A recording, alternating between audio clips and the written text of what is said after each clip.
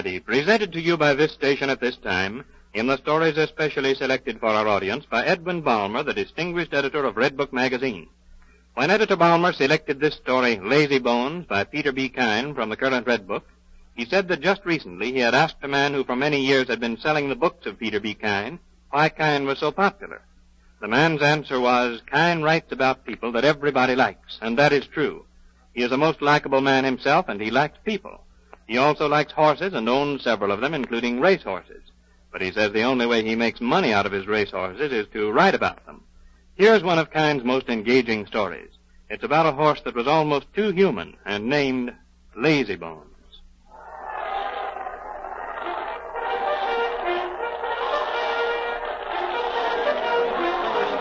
Important words just come to the mic, folks. Red Rainbow scratched, and our last-minute entry is Lazy Bones. Say, there's a storm of excitement here at Tanforan, folks. Lazy Bones is Pa Comerford's horse, and we wish him luck. Comerford's stables haven't been doing so well lately. There goes Lazy Bones out to the post, and he sure looks like a rabbit you could put your money on. Jim Fiske is topping the saddle, and there's Pa and Ma Comerford down on the inside rail. You ought to see the grin on Pa's face. He's been keeping this big 3-year-old a secret for a long time. Some pony, too. They're at the barrier now, frisking around. Everybody's got their field glasses on this Lazy Bones. Hey, listen to this.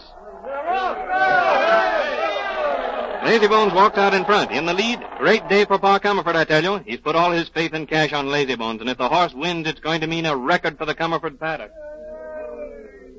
Come on, boy. Come on, Lazy Bones. Come on. Show 'em what you're made of. There, Pa. Don't take on so. You'll ruin your heart.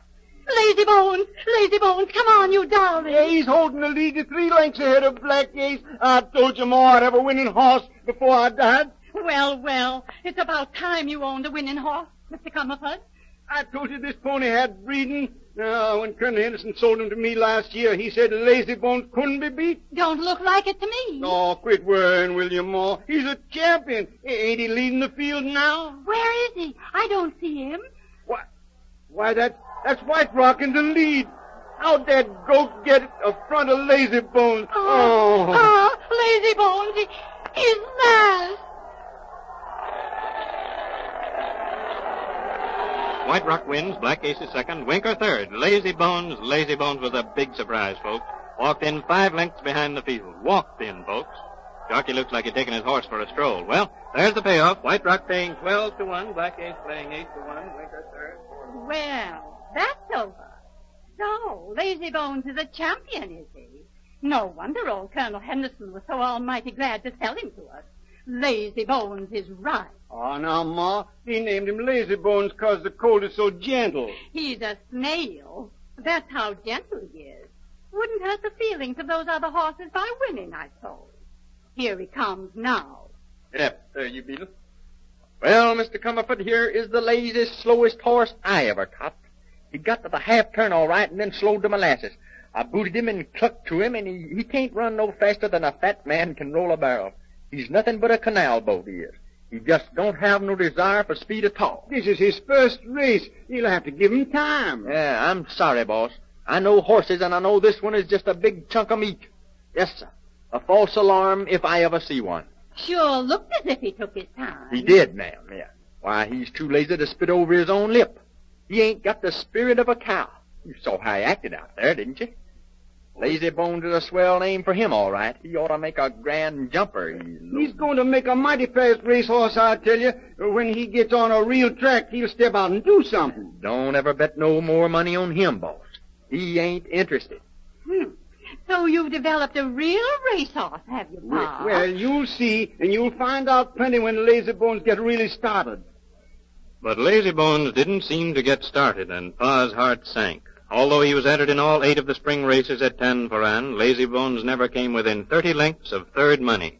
It wasn't that the horse couldn't go, it was worse. He wouldn't go. Oh, and he lost again today. My goodness, I'd like to punch that brute right in the rib.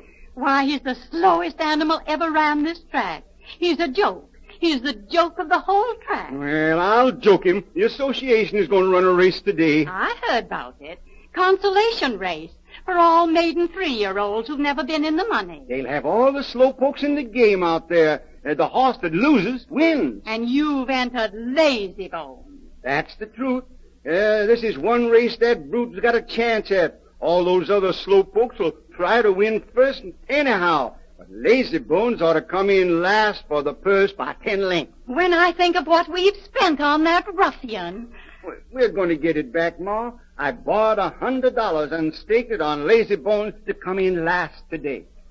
It certainly looked as if Pa's money was in the bag. Lazy Bones stayed at the post until the field had run an 8, then stopped to stare at a stable cat perched on a fence. In fury, the jockey struck Lazy Bones over the head. Lazy Bones jumped in surprise, then tore down the turf like a hurricane. Lazy Bones, first under the wire, loses the race. Nighthawk comes in last and wins the purse for the consolation. Oh, there goes our money again. Oh, dear, Pa. Where's that jockey? Let me get a hold of that boy. Hey, you, Jim. How dare you strike a horse of mine over the head? Are you crazy? You'd won in a walk if you hadn't done that. What difference does it make what I do to that nag? I'll give you $10 for the privilege of killing him. Killing him? Not on your life. Did you see the way that dirty swindler was running just now? I couldn't hold him. He was... You bet you couldn't. That horse showed up flashing something today. You just wait. He run by the other coast like a light. Yeah, he sure can fly if he wants to. He sure proved that all right. Yes, the yellow-hearted cur.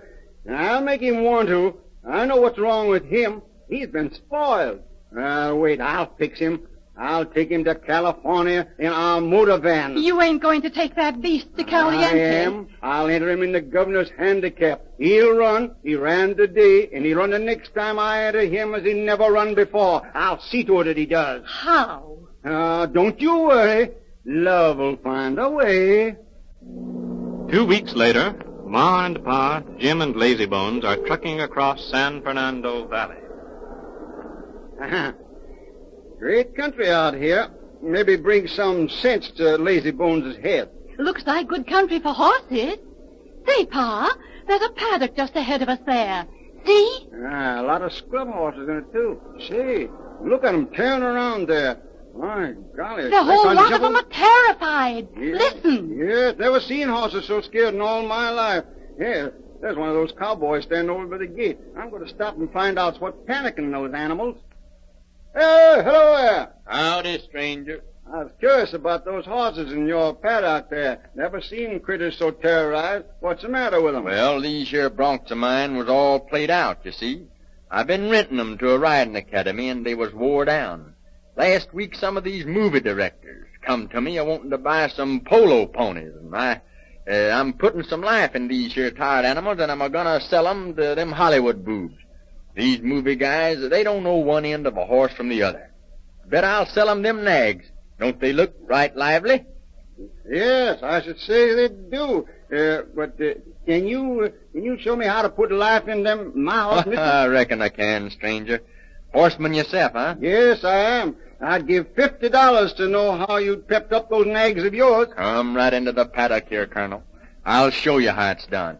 If you mean it about that $50, I'll sell you the whole scheme and turn over the equipment. Yeah, mister, you sold something. I got a horse I'm taking to Caliente. And believe me, if you got something that'll make him step up like the Broncos of yours...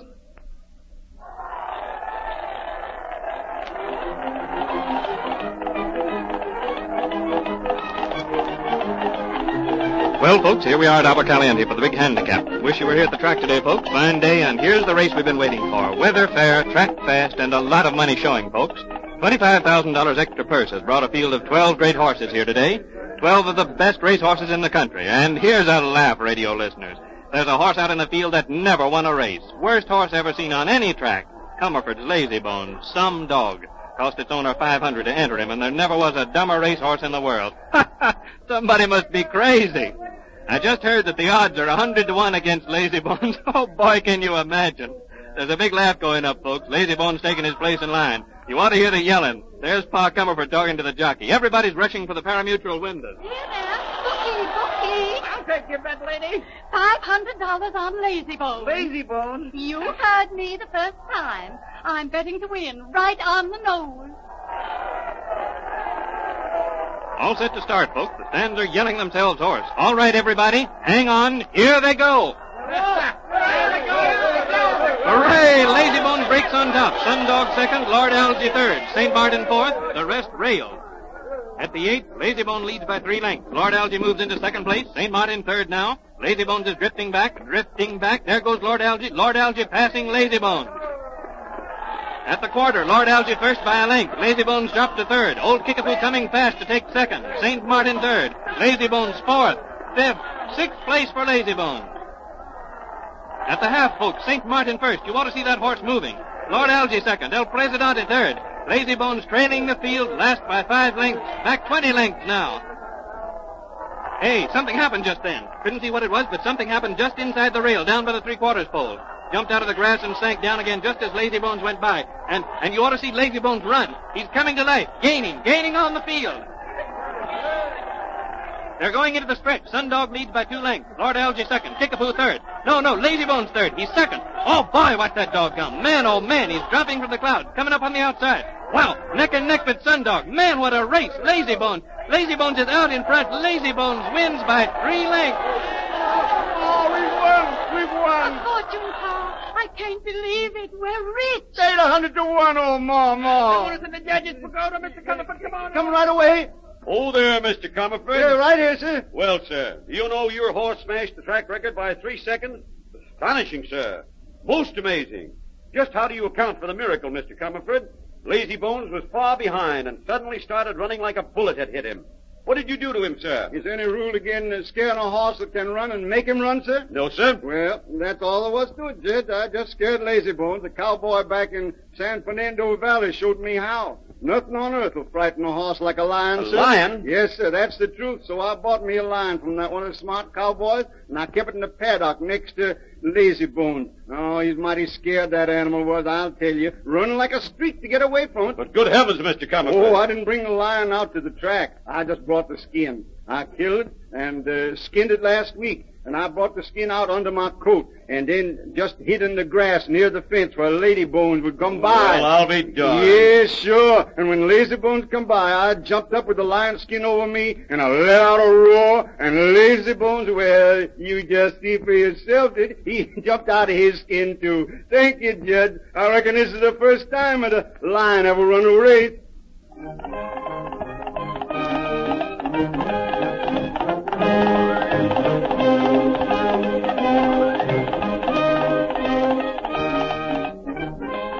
Redbook magazine gave us special permission to broadcast this amusing story, Lazybones, written by Peter B. Kine.